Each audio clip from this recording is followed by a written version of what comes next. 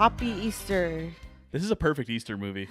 We've got a bunny in it, and that's pretty much all you need, right? That's all there is. And also, No, there's religion in this movie. oh yeah, The Last Temptation of Christ is actually in this movie. One of the movies. We'll get into it, but there's definitely religion, like a Christian religion in this movie. And it's like a Christ figure thing. Yeah, kind of. Totally. And also I passed my glucose test, so Yeah. I can eat the Halloween Halloween Easter candy. It's a Halloween movie. It is also a Halloween movie. Yeah. I'm Erin. I'm Tom. This is Baby's First Watch List, the podcast doing a new Easter movie that I only considered an Easter movie because of the bunny.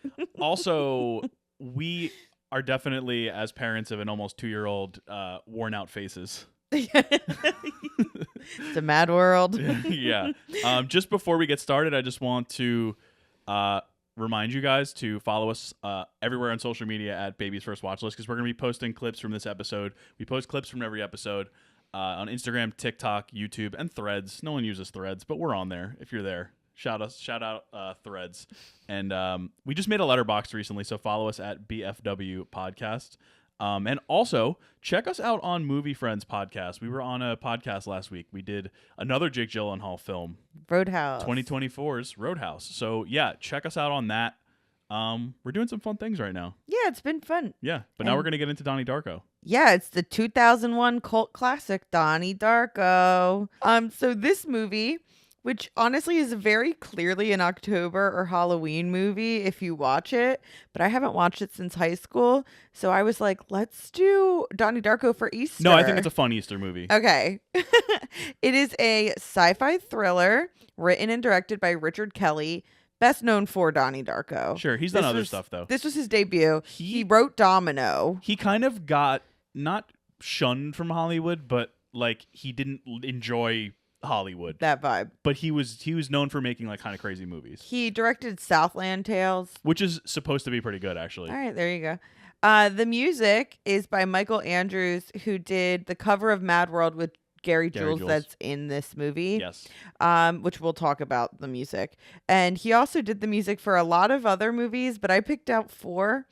The Mount Rushmore of Michael Andrews movies, not counting Donnie Darko. The Mount Rushmore, which is Walk Hard, the Dewey Cox Story. Legendary. Bridesmaids. Okay. Daddy's Home. Yes. And Daddy's Home 2. Wow.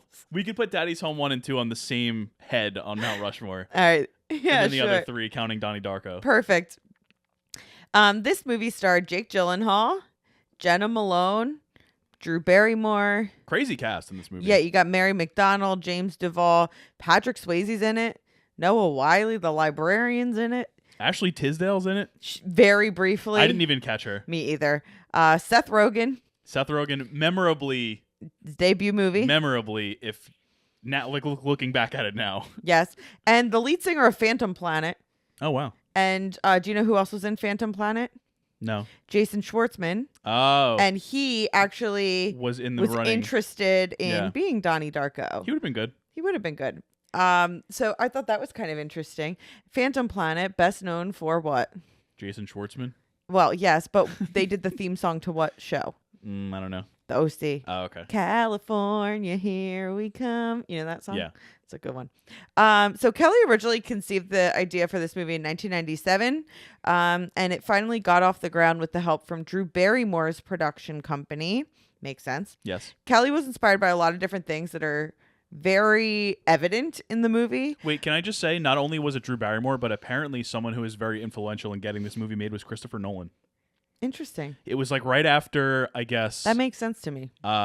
What did he put out? He put out something in 98. Was it Following? Like he had just had his he wasn't big yet. Not Insomnia yet? Insomnia, was that 2002? I don't know. It was the early 2000s. It was a good movie. It would have been after this movie was made. But he was like he was still like way, way early in his career. But I thought that was pretty cool because it makes sense. Cool. It makes total sense, actually. So Kelly was inspired by John Hughes movies. Memento, I think, was 01. Yeah. So it was like around that time. Yep. He also was inspired by Reagan Era Suburbia. 2000. Memento.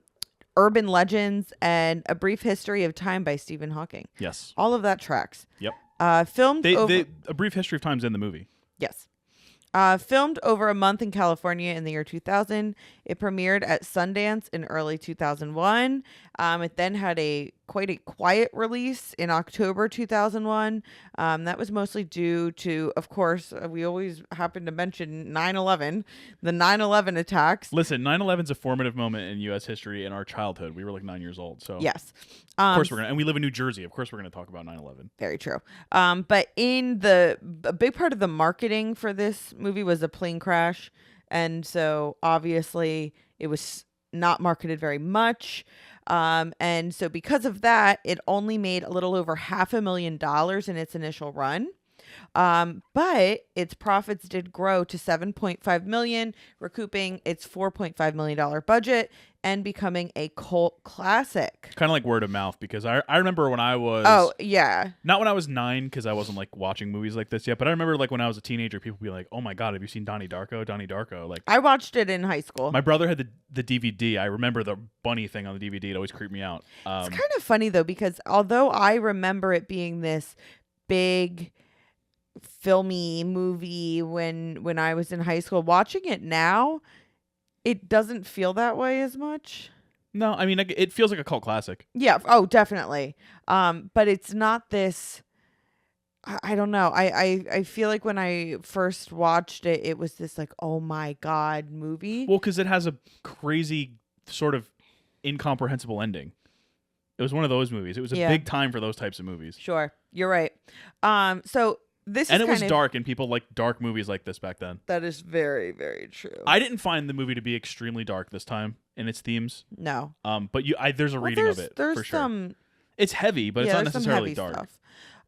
This is really cool. The website to Donnie Darko, which you can actually still find in the Wayback Machine, and the Wikipedia page has the link for it.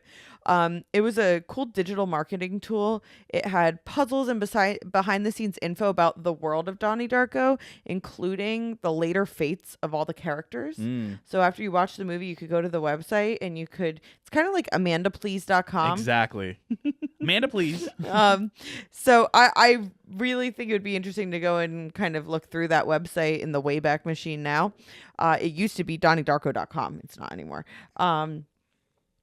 And I just like that idea of, I think Richard Kelly said something, instead of being an outsider to the movie, you can kind of feel yourself kind of in it a little bit more. So here. the book that Grandma Death wrote in this movie, he actually wrote part of that book for that same reason, because he wanted it to be sort of fleshed out and not just a prop in the movie. He wanted it to be like a real thing. You could very much tell that this is a passion project for the writer-director. A terrible sequel that he was not involved in about Donnie's younger sister called S. Darko was released in 2009. The least interesting of the siblings, in my opinion. It was absolutely panned and made no noise at all. And but the original Empire magazine, are they a magazine? Sure. They ranked the original as number 2 on their 50 greatest independent films of all time list. Wow. Do you know what number 1 is? Blair Witch Project? Oh, that's a great guess. No. Sex, Lies, and Videotape? That's also an Pulp excellent Fiction? guess. You're very close. Reservoir Dogs? Yes, it's Reservoir Dogs. I got there. Donnie Darko was actually ranked number 2. I actually want to go through that list. Not today necessarily, but starting right now. But I didn't go super into the background with Donnie Darko.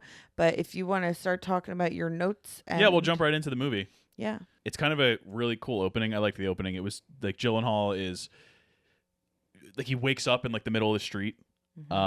And his bike is like nearby, and then he bikes home, and it's I thought it was In Excess, but I think I was like subconsciously mixing it up with the director's cut, because I think I had read about the director's cut. Oh, okay. It was not an In Excess song. It was a song called The Killing Moon by Echo and the Bunnymen, which is funny, Bunnymen. Yes. And he's like biking home in pajamas and slippers and all that, and it's like it's a striking opening. It is. In this movie, and it really sets you with the tone of the song and the sort of like, he just like sort of gets up and gets on the bike. It's sort of an expected thing. There's nothing. He's not scared. He's not whatever. It drops you right in. It drops you right in, and it drops you into a universe where you're like, there's something up here, like instantly, and you don't know what it is. I also wrote the pizza in the first family scene. Like Pretty bad. he goes home, and then that night they're eating dinner together, and it's the parents, and it's Jake Gyllenhaal's character Donnie. It's Elizabeth, who is Maggie Gyllenhaal's older sister, and then Samantha is DeVay Chase, who you might know from The Ring and from Lilo and Stitch. And also, she played in the dub of Spirited Away. She was the lead girl. Kind of a weird, crazy career. couple of years for her. This included. Yeah. So I thought it was really fun seeing Maggie and Jake kind of argue with each other. Yeah, that was cool. That was very cool. I read that Kelly basically was like, he didn't plan on casting her, but somebody recommended her to him, and then he just kind of saw them interacting, and he was like, this will work. She's a good actress. She is. I think that she is a little underrated. I know that she's a movie secretary that's supposed to be really interesting. I feel like people didn't love her in The Dark Knight. Yeah. And then that kind of... I mean, she was better than Katie Holmes. Yeah. I mean, what's the bar here? I also didn't realize a lot of this goes on early in the movie. I didn't realize when I first watched this, which was in like college or something, like back in my Denzel Nolan days, a lot of George H.W. Bush versus Michael Dukakis talk in this movie. George H.W. Oh, because they were... It's the end of the Reagan era. Yeah. It's like in the late 80s. And then they showed a debate, and one of the debates was Bush against Dukakis. Yep. I didn't recognize when I was younger how much this movie had to do with like Reagan era politics. The decline during the Reagan era. It's really interesting.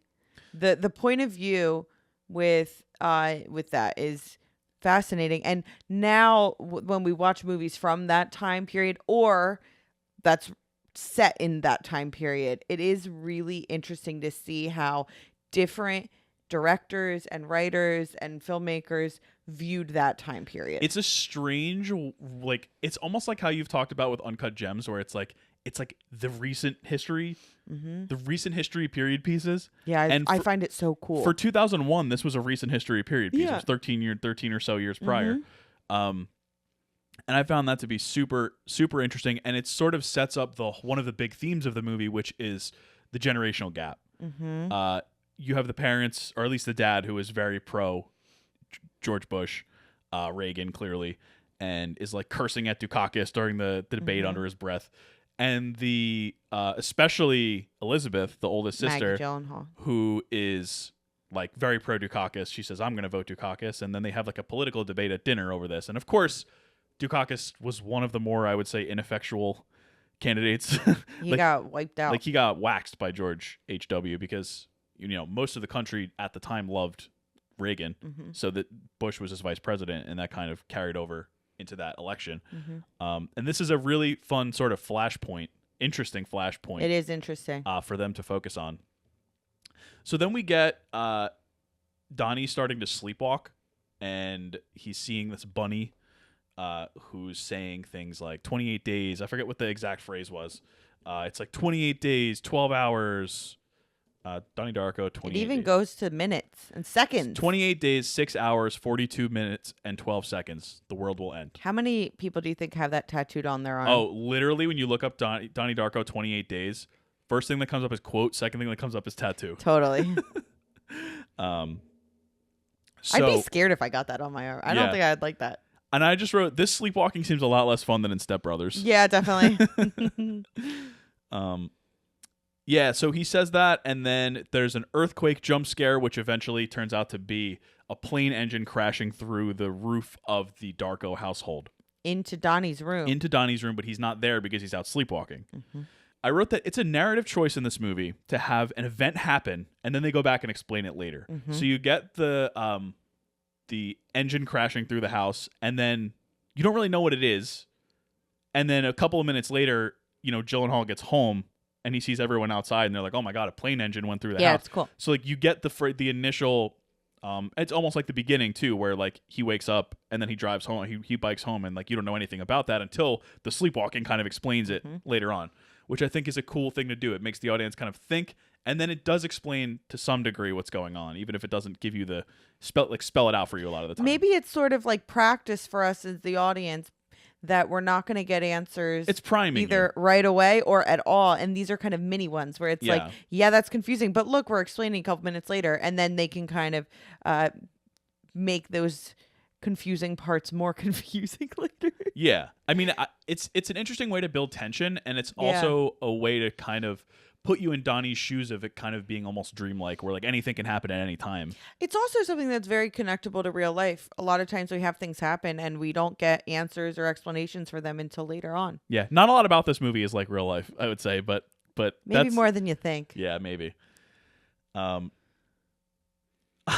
So he goes to school, and it's a private school, and it's like everybody's just awful. Like it's all these like stuck up kids. They're and- really mean to they and bully people. most of the teachers are kind of like insufferable. But they're very smart. the parents are insufferable. I just wrote public schools forever. Sorry about it. We are always going to be pro public school. But I did read that instead they didn't have the budget to have everyone wear 80s style costumes, so they made it a private school so that they could all wear the same uniform. And it also was a good narrative wise for Donnie to be able to kind of rebel against that system. And it also sort of ties it in and warps the typical John Hughes type high school movie into something a little bit more stuck up and sinister than a lot of his movies are. Yep. So there's a plot point in this movie about the story by Graham Greene called The Destructors. I meant to read it before Is we it a real story? I think it is. I should know that. but I don't. So they have a lesson on it, and Drew Barrymore is his like new. Is she new? She seems new. She seems 'cause new. She's doing stuff that She's not acclimated should not be to happening. this. Yeah. She's the English teacher, and She's like trying to set up the kids, and so it's like, oh, Right. girl, you must be new, right. Or it's the 80s. or it's the 80s. So it's a story about how these kids kind of they break into this old man's house, and they end up like stealing his money, but they don't use the money, they just burn it. And it's kind of emblematic of the whole movie. Because Donnie talks about how like they don't care about the money, they just want to change things. And it ties in with the another one of the big themes of this movie, which is fate versus free will. And in that story, free will, you would think, wins out, because fate, you would think that the predetermined outcome would be the kids steal the money and they go whatever, but they're sort of rebelling against that idea of time and fate and all that. Then he kind of talks to Jenna Malone, who he meets after he floods the school. Gretchen, about how he wants to be a writer and stuff, so he can change things. So he's clearly getting kind of like influence from that book. Short story though, right? I think it's a short story, yeah. So then we see kind of an old lady in the street who they almost hit. Yeah, that should be my Halloween costume. Grandma Death. Yeah. And she just keeps walking back and forth to her mailbox, and we sort of circle back around to that later. Again, another thing that's confusing at first, like kind of mysterious. Yeah. Then we find out later. And we get Donnie's going to therapy, and then there's the meme line where he's like, "Oh, I made another friend." I made a friend today, and the therapist is like, "Real or imaginary?" And Gyllenhaal looks at the camera and he just goes, "Imaginary." The movie's funny. It is funny. There's a lot of little lines. It's funnier than I remembered. Yeah. So the school gets flooded. There's a thing that says "They made me do it" on the outside, and there's an axe. Right? Is that at this point where there's the axe through the head of the mascot? Yeah. It's a really kind of creepy scene. It is creepy. The mascot itself is creepy too. Yeah. It looks like Winton from Bluey in the episode we watched where it's the dream. Yeah. It's like jacked. Their mascot is the mongrels. Yeah. Seth Rogen has his first line in film, and it's telling Jenna Malone that he likes her boobs. So Seth Rogen. Yeah. He's one of the bullies. He's not a funny character. No, although he has literally 2 lines in the entire 3 lines, and he says them with the Seth Rogen cadence. Yeah, and everything. so I guess you kind of think that they're kind of funny, but they're not. Yeah, and then his buddy was like holding a knife to Donnie's throat in the bathroom because he thought that Donnie set him up to be the one that flooded the school, or was telling people that he flooded the school. And I was like, yeah, that's so 80s. Yeah. We get a PTA meeting where the iconic parent, Mrs. Farmer, she's also a teacher, who's also a teacher, is trying to get the Destructors banned. The book, The Destructors, or short story, The Destructors, banned. The reason I keep saying book is because she's holding up a book that says The Destructors on it, but I think it is a short story. And because in that book they break the water main and flood something in the book. So she, of course, is blaming Yes. the text. Yes. Donnie later challenges her in her class because she sets up this thing called the fear to love continuum, and she's like, everything you experience, every emotion falls on some continuum of fear to love, and Donnie sort of challenges her on that because again, we are taking our younger generation is challenging our older generation's preconceived notions about emotions, which are, you know, most people would say, I think, that their parents' emotions are more stifled than theirs are. Especially going back to thinking about people who are from like the 50s, you know, grew up in the 50s and 60s as compared to people who grew up in the 80s and 90s and later. So there's a lot of like this also fits in with the political crossroads with Dukakis and Bush. And also to me the dramatic irony of knowing who won. Yes. So he then he starts to develop an interest in time travel. And he talks to like the science teacher or whatever, Yeah, who's Noah Wiley. who's like a professor, like he's like the super smart guy. Yeah, I'm like, wow. Not professor, like a PhD. Yeah. He's like a super smart guy. He talks about a brief history of time, and he shows him this book, and the book is called Philosophy of Time Travel, and it's by Roberta Sparrow. Roberta Sparrow. I was trying to think of her last name. Great name. Roberta Sparrow, who he figures out is Grandma Death, the lady who keeps going back and forth to the mailbox. And she used to work at the school. So he goes home, and he's now that he's sort of been exposed to all these ideas, he's sort of seeing this like blob coming out of people and like leading them toward what they're doing next. He's sitting there like it's a physical manifestation of time, obviously. Time and like its linearity and fate and everything like that, as if we're all just being drawn along by this blob. But it's funny because I read that Richard Kelly came up with this while he was watching football. And he saw what like John Madden would do, like the telestrator, where he would draw on the screen and like show you where the players were going on the instant replay.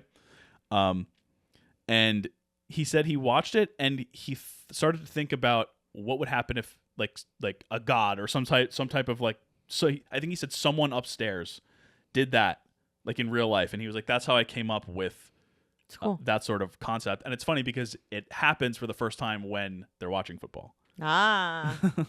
Then we get Patrick Swayze as Jim Cunningham, the motivational speaker. They bring him in to kind of pump up the kids and like talk about fear and getting in touch with your emotions and like being, you know, overcoming all this stuff. And it's very clearly sort of like a charlatan like type character, like a Tony Robbins kind of. Yeah, but like even more ridiculous in my opinion. So he comes and he does a presentation at the school, and Donnie again gets up and he makes a statement. He says, "I think you're the effing Antichrist," to Jim Cunningham. Yeah. Donnie Darko, he is not exactly the most affable, likable character. Yeah. Where he's not friendly. He's definitely very confrontational, even to his parents and to his sister. Like he fights with everybody. Yeah. So he's dating Gretchen's character, and they go to the movies, and they're seeing there's a double bill for Halloween. It's The Evil Dead and The Last Temptation of Christ, which is kind of a crazy double bill. So he's sitting, and then you get the iconic scene where he's watching the movie with her, and she's asleep, and then he turns to the left, and then Frank is sitting there. Frank shows him his eye, which is bleeding, which is why he wears the mask. Frank then has him go burn Patrick Swayze, Jim Cunningham's house to the ground, which was wild. And then we find out that Jim Cunningham had some stuff in his house on his computers. Not so good. That were not good. Cunningham goes down. This is kind of where like the climax starts. Where like there's a Halloween party at their house. The mom and the sister are at the Sparkle Motion dance thing. Star Search. Star Search, yeah. Donnie and Gretchen kind of hook up or whatever, and then he realizes that there's only a few hours left until the end of the world, and so he goes to Grandma Death's house to sort of, I guess, talk with her or meet with her, and he finds that Seth Rogen and the other guy whose name I forget, the other bully who held the knife to him earlier, are in the basement, and we're just burglarizing the house. Unfortunately, they get into a scuffle, and Gretchen gets run over by a car, and who steps out of the car but a kid in a clown costume and a kid in a bunny costume whose name is Frank, who is actually Elizabeth's boyfriend. And we saw him earlier at the movie theater. He was also in the first scene when Donnie wakes up. You see him driving by in his Trans Am. So Gretchen dies. Frank gets shot by Donnie in the eye. In the eye. And it's interesting because you see you see it from Donnie's point of view, and you see the blob like going towards his eye. It's like kind of distorted, which is I thought was a really cool way to use that effect. So Donnie brings Gretchen, in his car, and he's like looking out over his house when there's a vortex forming, and the plane carrying his mom and sister. It is inferred, I think, yes, that it flies into this vortex, and the engine falls out of it. And so we get like a rewind of the whole movie. And the plane engine crashes into the room with Donnie inside of it. Yeah. Then we get Mad World, which is a great ending to the movie. And before it crashes, Donnie's laughing. Yes, he figured it out. He figured out time travel. He figured out how to make everything better in his view, which we'll get into.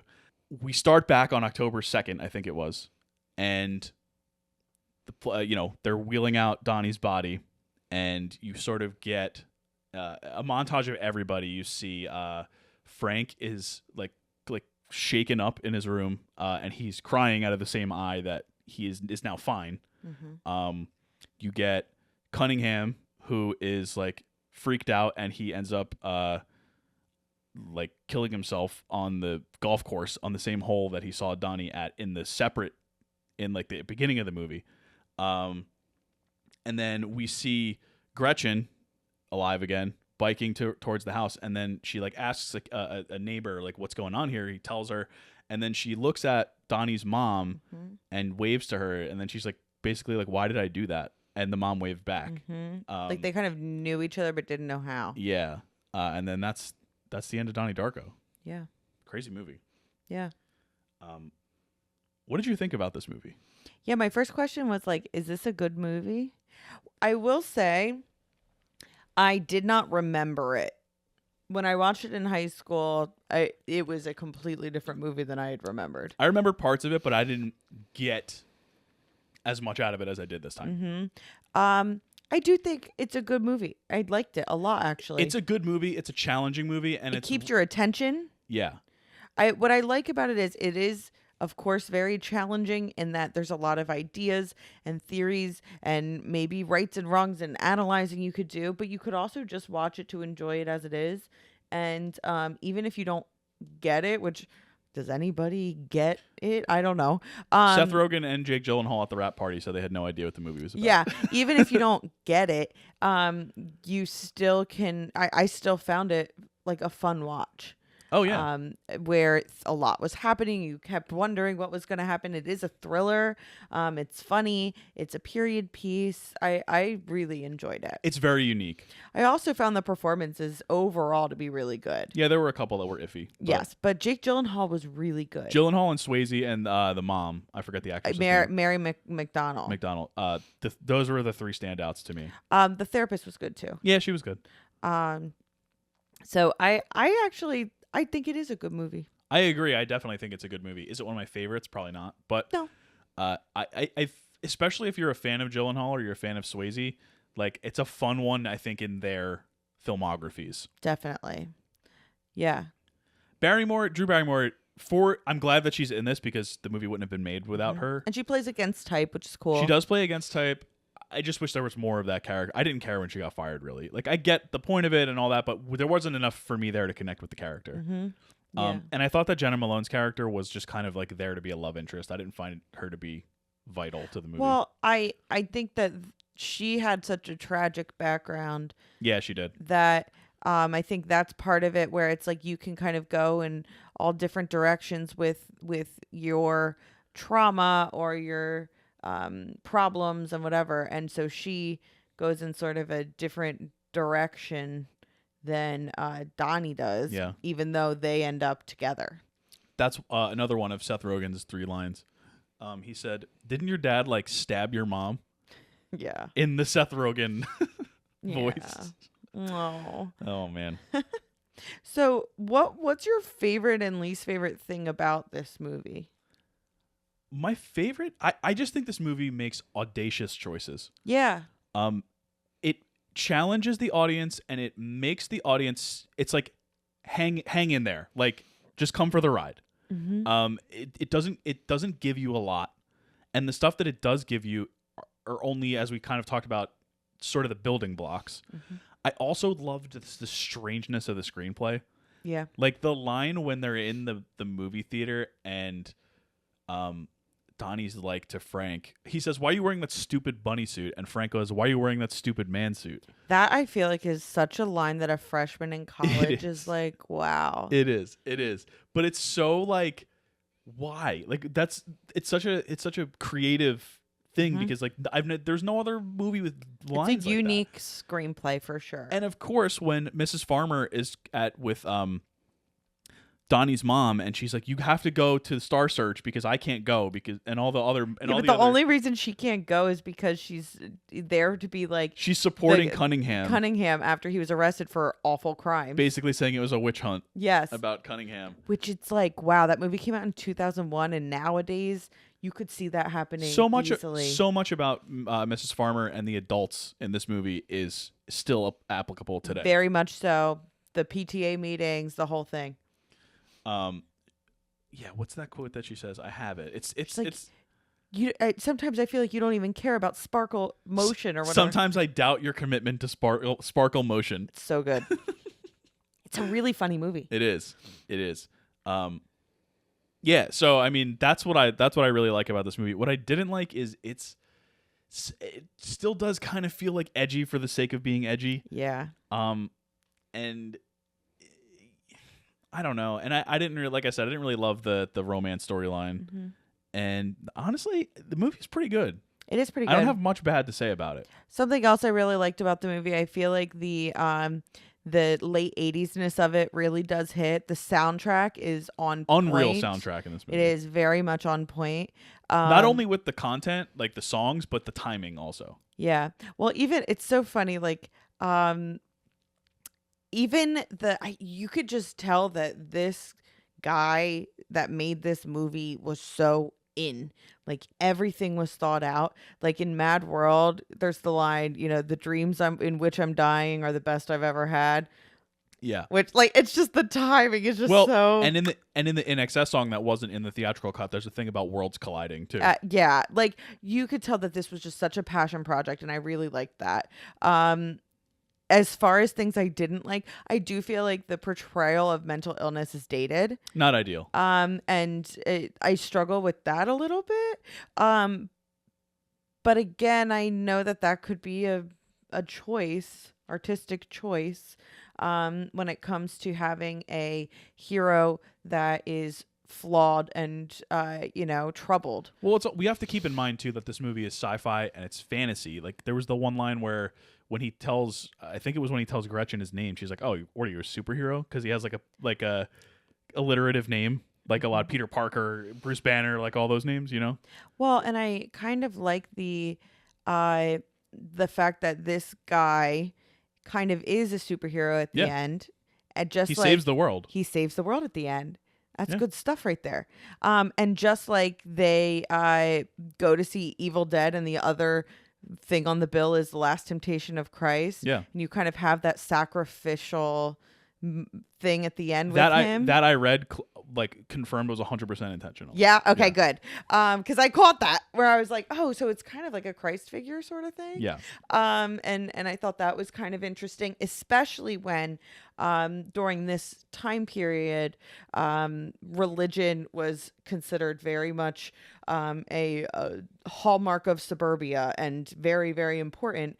But this character who maybe shows some of those traits or whatever is very much not appreciated in that moment. By the Mrs. Farmers of the world. Mm-hmm. And Yeah. his dad even. Not that he didn't have a bad relationship with his dad. No, it wasn't very. It wasn't one of those like stereotypically. Not at all. It's just distant, which I think Yeah. is kind of accurate to how a lot of people's relationships are. And something else that I thought was interesting is, it's the end of the Reagan era, and Nancy Reagan's thing was just say no with drugs, right? Yep. And Donnie's parents are very pro Reagan, right? Mhm. But they also were very pro upping his medication. Right. And so it's kind of It's interesting. because they don't want to actually confront the problem. They want to throw something at it. Yeah. And I thought that was probably done on purpose. 100%. Yeah. So I like all of that kind of stuff connected together. I think it's a lot of ideas.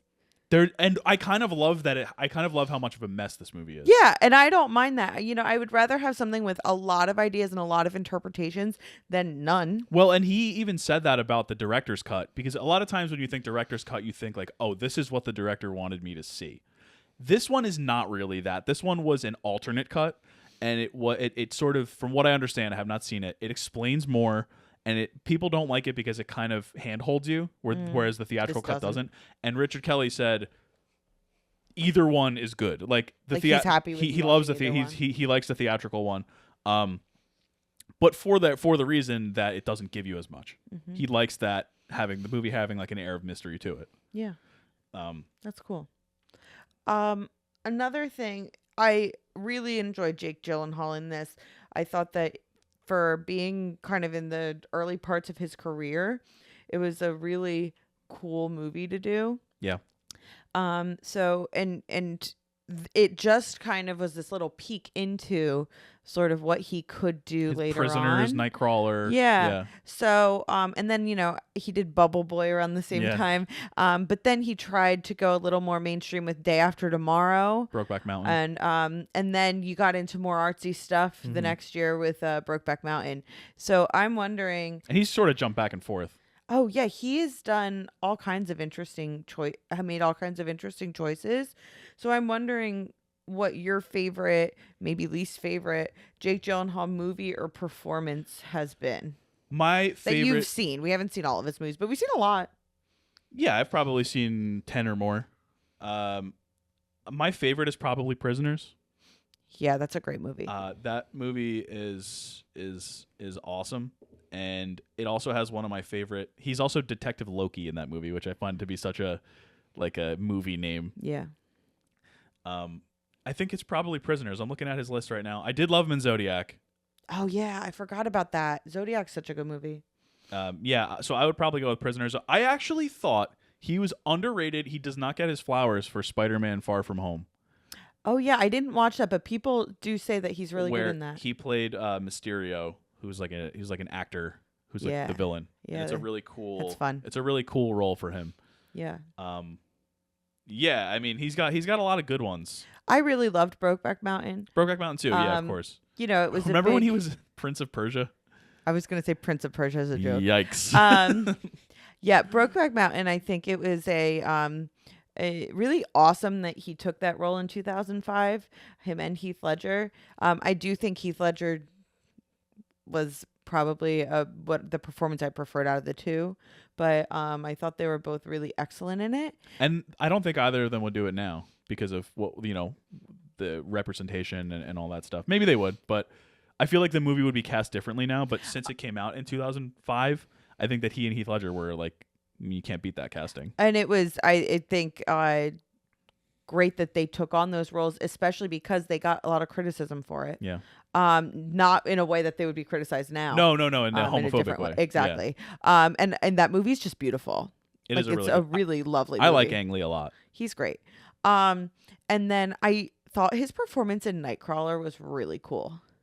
He's creepy. It's creepy. Riz Ahmed in that movie is great too. He's great. And that movie is very stylistic. It's kind of Drive-esque, kind of A24-esque. Before those movies became super popular. Yeah. And it showed Gyllenhaal in a more kind of manic way, mm-hmm. which I had never seen up until that You point. get it a little bit in Zodiac. A little bit. He's a little unhinged. Towards this third act yeah. kind of thing. When he's in the basement, like in that scene. Yes. Yeah. Oh, that's such a good scene. Yeah. And then nothing happens. Oh, Yeah. it's so good.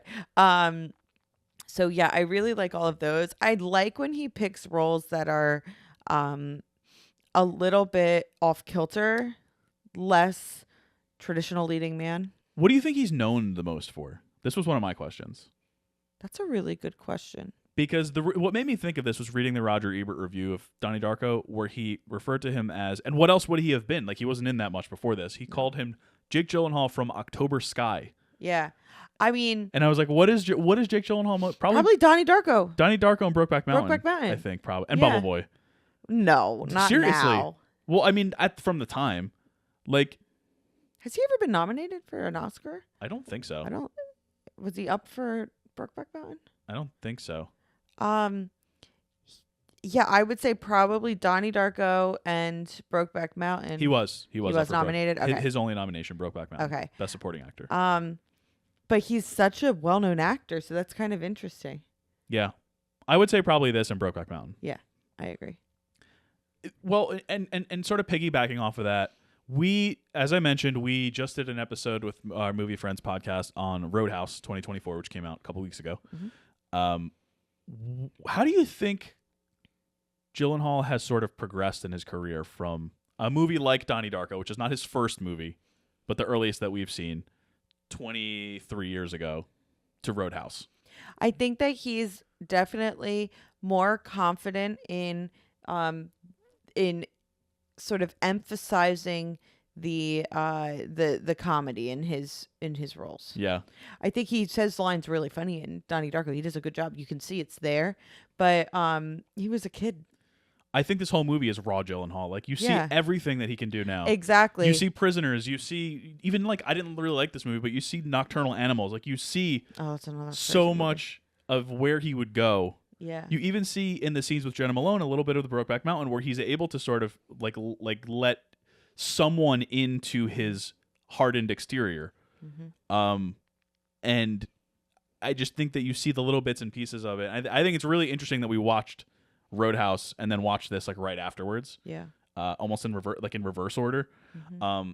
Because it's almost like there's a sketch of 2024 Jake Gyllenhaal on the screen, mm-hmm. and you can totally see you could pull everything that he's done since then from Donnie Darko. I think that this is a role that sort of encompasses it all. Yeah. Even the dumb stuff in Roadhouse. Yeah. Roadhouse was great. It was fun. My last question here. So this movie is confusing. It is. What are some other confusing movies that you can think about? I mean, I'm going to tell you right now, the number one that everyone says is Mulholland Drive.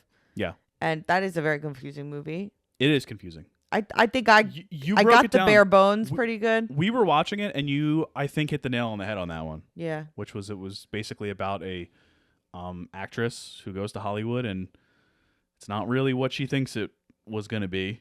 And then she sort of, I don't know, maybe hallucinates some sort of psychosis, and there's this whole separate storyline that is what she thinks it's going to be. Mm-hmm.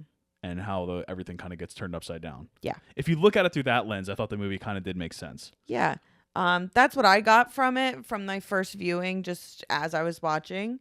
But even then, it's still so much. It's opaque.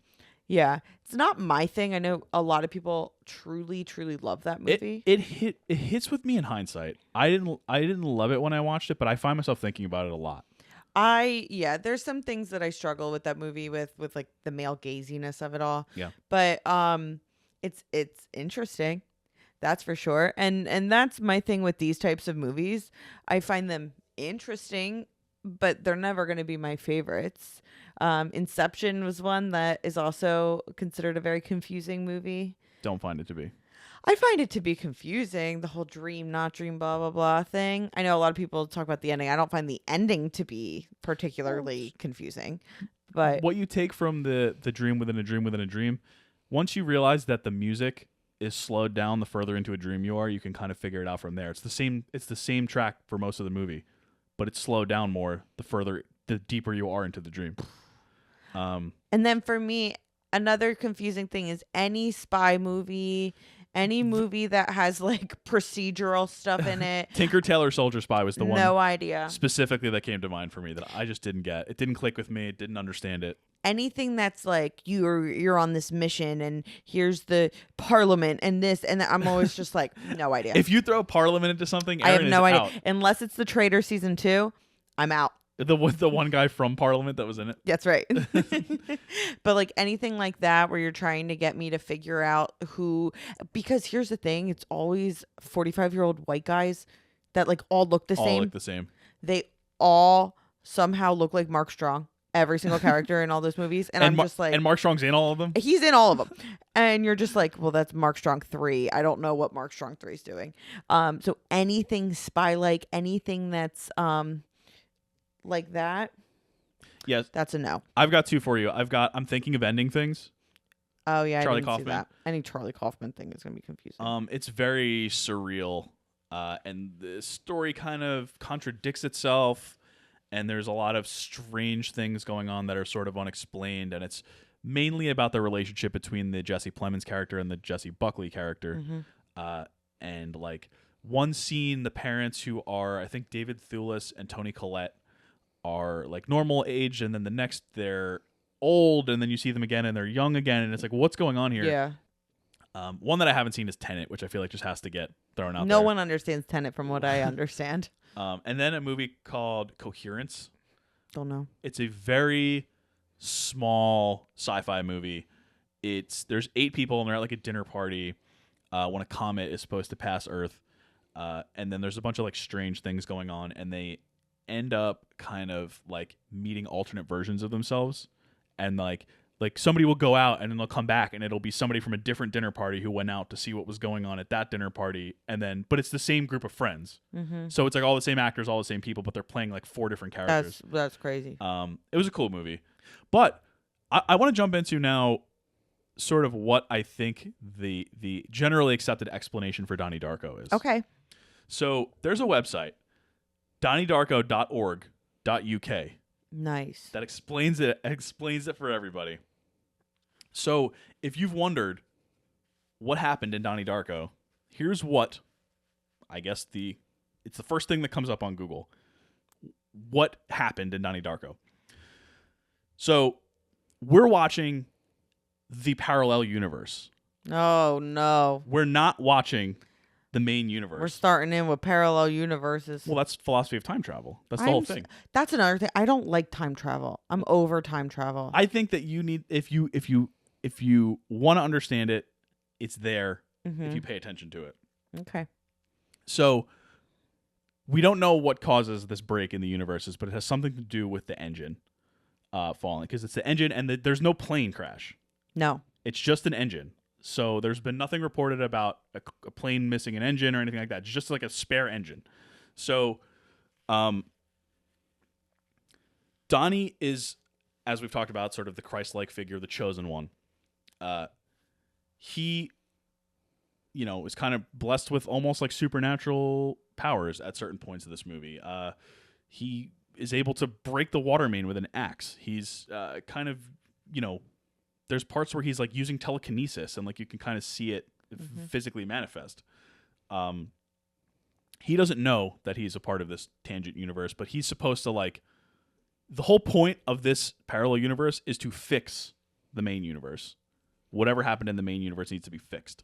So there's things called the manipulated dead and the manipulated living. The manipulated dead are Frank and Gretchen. They're killed in our tangent universe, and they travel back in time to help him sort of make things go how they were supposed to go, which is him getting crushed by the engine. Do they know that? Gretchen and Frank. Yeah. Not it, I would guess that Frank does, but Gretchen doesn't. Well, because Frank's got that tear at the end. Yeah. Right? Well, that's the whole thing. It's like when all of this gets rewound, all of these people still have a connection to the parallel universe because Cunningham does what he does. Frank's crying. Gretchen kind of acknowledges. Waves and is like, what? Yeah. Then there's also the manipulated living, who are there to sort of guide Donnie, who is referred to as the living receiver.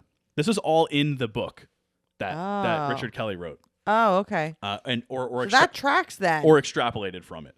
So the manipulated living is kind of, it's all the other people who are, but who's the manipulator? And people think it's God or it's some sort of like other force in this movie that we never really meet. Gretchen is really important to this because she is sort of the catalyst for him. Like, she's the one that puts him over the top to realize what he has to do, and that he needs to be in the room when this thing drops.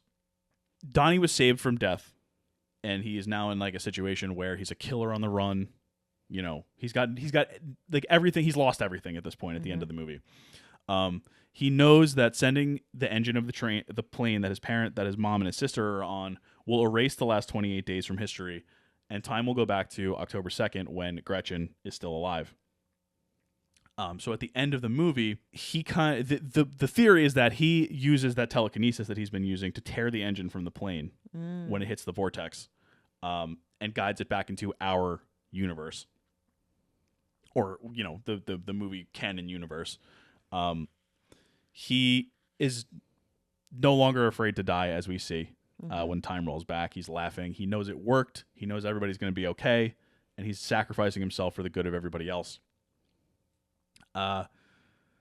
And people probably are having dreams or something, some sort of like psychic connection to this parallel universe. And the thing that happens at the end in the montage, I think, is proof of that. So essentially, the movie is, our whole thing is the rescue mission for everything that's going on in the other universe, which is the stuff that we see at the end. Whether that's right or not, I mean, it seems to track with what Kelly has written and sort of hinted at.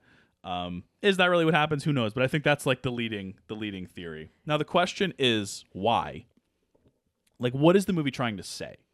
I think we got into it a little bit with sort of the generational gap and sort of the ability of people in the younger generation to, let's say, sacrifice themselves or to sort of go out on a limb and be more expressive with their either emotions or their ideas, or sort of trying to wriggle out from the repressiveness of those sort of Nancy Reagan, Ronald Reagan policies, which you get a little bit from Elizabeth, but obviously you get a lot more from Donnie because more screen time, more craziness.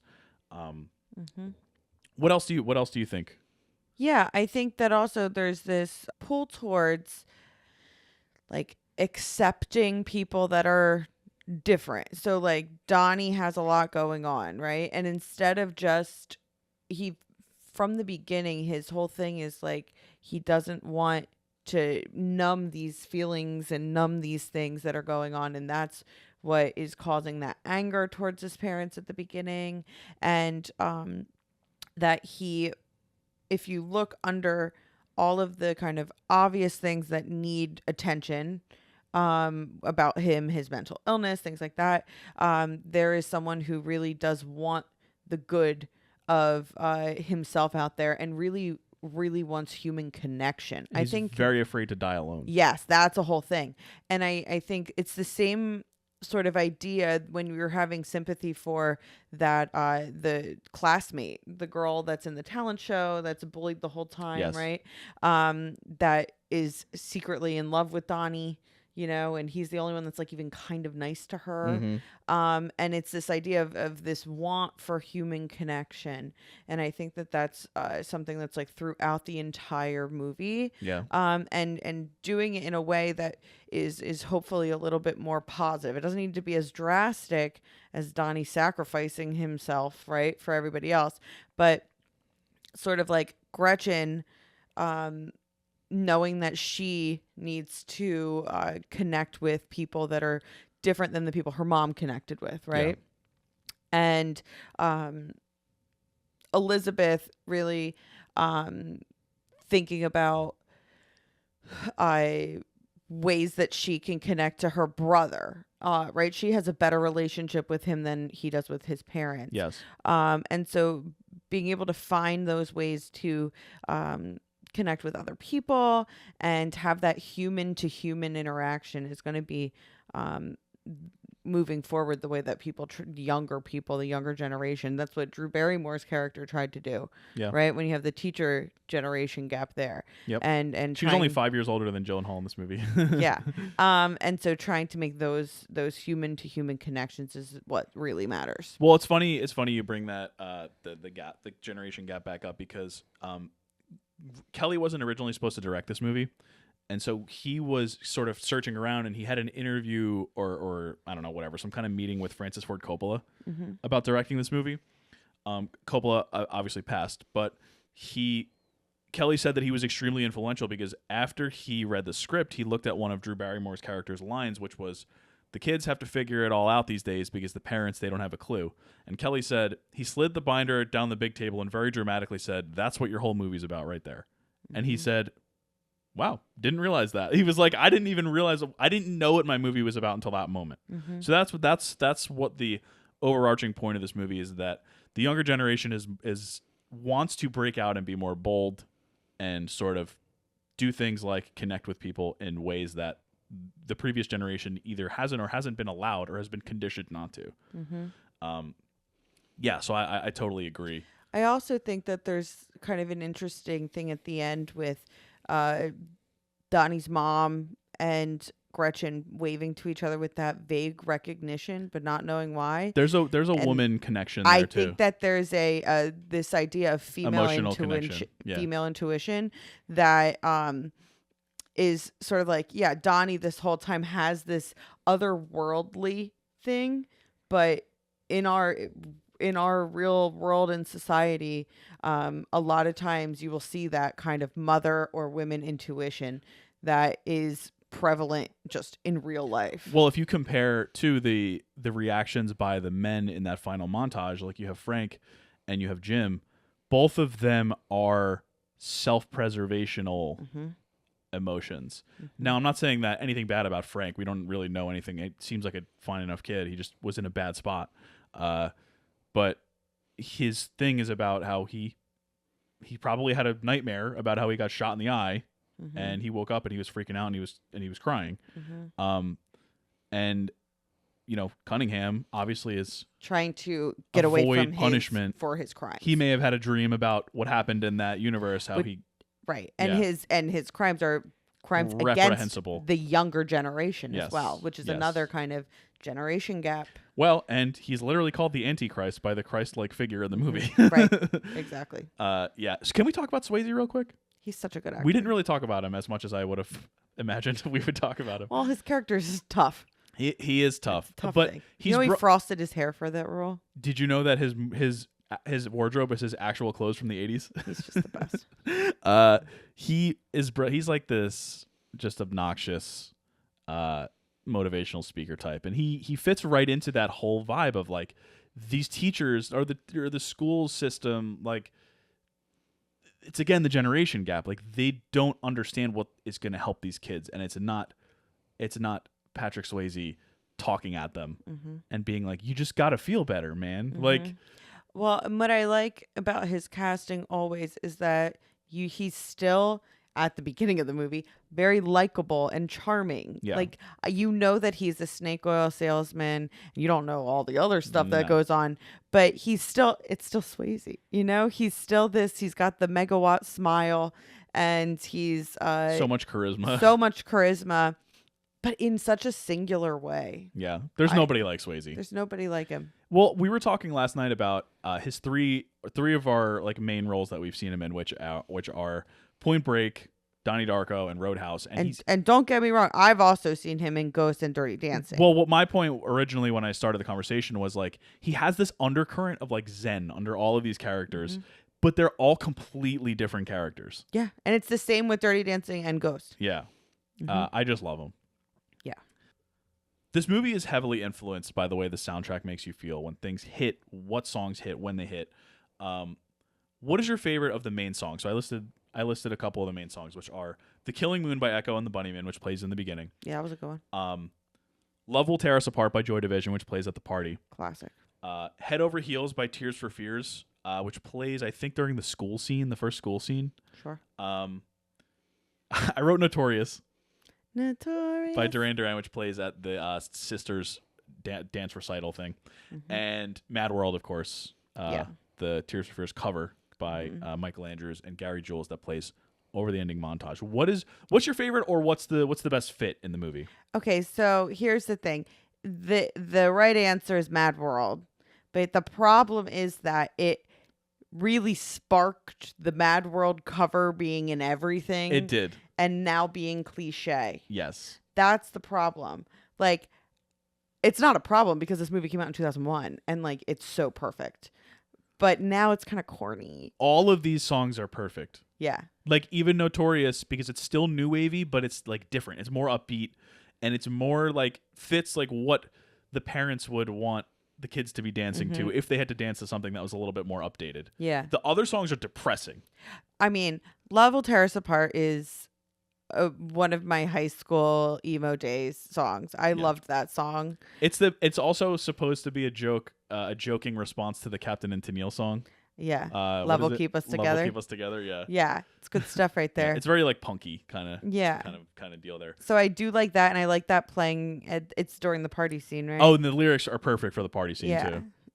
So that one I also really like, and the first song's great. The Killing Moon. Yeah, that's really good. Yeah, the Echo and the Bunnymen, they were a popular band in the UK, and the singer was like, when I sing that song, we might not have had like the best career, might not be the most famous band in the world, but like when I sing that song, I'm like, nobody's got a song like this. And it's true. It's like a 6.5 minute song, and it's like it's the perfect tone setter for this movie. I'm gonna go with that one as my best one for the same reason. Of course, it's Mad World, but for the same reason, like watching this movie in 2024, Killing Moon, I think, hit me more than Mad World did. But maybe in 2001, it would have been different. Right. Yeah, I think that's all I've got. Oh, Ebert, just real quick, gave it 2.5 stars out of 4. He liked it, but he thought it kind of fumbled the bag at the end. Okay. He said the setup and development is fascinating, the payoff less so. I could tell you what I think happens at the end and what the movie's about, but I would not be sure I was right. See, it's not just everybody. It's also Roger Ebert. The movie builds twists on top of turns until the plot wheel revolves one time too many and we're left scratching our heads. We don't demand answers at the end, but we want some kind of closure. Kaiser Soze may not explain everything in The Usual Suspects, but it feels like he does. I get that. Totally. And I think that's it. Oh, we didn't talk about, just real quick, the taglines. Oh, tell me. The taglines for this movie, I don't think they knew how to market this movie. The one of the taglines, I ordered them in a way where I don't know, whatever. First one, why are you wearing that stupid man suit? I kind of like that. That I feel like that was from like a reissue or something like that. Gotta be. What would you do if you knew the future? No, I don't like that one. Like a lot of them are For a mainstream movie. for a movie that's not this. Right. Dark, Darker, Darko. No. Horrible. No. Horrible. No. Horrible. Horrible. That's 2 thumbs down for that one. And then finally, this one sounds like a John Candy Freeze frame at the end. from like 1983. All right, tell me. Life is one long insane trip. Some people just have better directions. That is not for this movie. That is literally it's Steve Martin. I'm just thinking of Planes, Trains, and Automobiles. Could anything be worse than Dark, Darker, Darko? Well, we found it. Those may be the 2 worst taglines I've ever heard that are like totally inappropriate for the movie that they're marketing. That's awful. Those are so bad. Awful. I wouldn't have even circled back to the taglines if they weren't So egregious. weren't so egregious. All right. Yeah. So does Donnie Darko make Baby's First Watch List? Yeah. Yeah. What do you think that our children could learn from this movie, or like why? Why what? Why would we show them this movie? Oh, for the vibes. I guess. See what they get out of it. I think that would be fun. Yeah.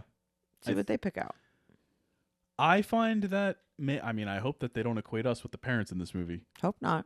I mean, Mrs. Farmer rules. Don't get me wrong. Mrs. Farmer was amazing. But actually the mom is actually really like one thing that we didn't really talk about is the mom is like she's connected to a Yes. degree, like especially Yes. after she meets the therapist and they talk about him having. She just wants to do what's best and doesn't know how. And I think It's hard. While we've been talking about this sort of like Reagan era stifling, I think that you could see that in her, like in her, like in the patriarchal type of way. Yep. Where like she probably wants to approach things a different way, but the dad's the man of the house, and that, so she does what she can. She talks to him, like in his room at one point in the movie, and that's a great scene. Yep. And she probably wants. It seems like she wants to do more than she is actually able to do because of sort of just the way that society is set up, And also just not knowing what and to not do. knowing how to do it because Yeah. she probably was never taught how to, or never showed how to do it by her parents. So it's sort of a, She's a really interesting character. she is a really interesting character. We didn't really get to talk too much about her, but I Yeah. think that she's just a shout out. Yeah. So thank you for joining us for Donnie Darko. And if that was a struggle, listen to our Irish Whisk episode. Yeah, I mean, the back-to-back episodes. Well, no, we did Mission Impossible in between. Even that to this one is It's a leap. it's a leap. So what are we doing next week? Oh, the Iron Claw. Yeah, I'm excited. We're gonna do Iron Claw next week. 2023's The Iron Claw, starring Zac Efron, Jeremy Allen White, Harris Dickinson, and many more. I think. It's about the Von Erich wrestling family, and it got a lot of good reviews towards the end of last year. Didn't do anything in award season, I think, because it was A, released too late, and B, A24 was focused more on the Zone of Interest and Past Lives. But heard great things about it. I think it's finally streaming. I can't wait. Let me check where it is if you want to check it out. Looks really great. It's gonna be sad. It is going to be sad. It's a notoriously sad story. It'll be out soon. You can rent it now, but I think it's going to be on Max somewhat soon. I think they even cut a brother out because it was so sad that they're like, we can't make it even more sad. They combine. I think they combined some of his stuff with one of the other brothers. Yeah. But yeah, so hopefully you'll watch that and you'll check us out next week. And like I said at the beginning, keep following us on social media because we're going supposed to be a short episode. posting Tom. a lot of stuff. Yeah, Donnie Darko. Donnie We'll see you Darko. next week for the Iron Claw. Bye. Bye. Happy Easter.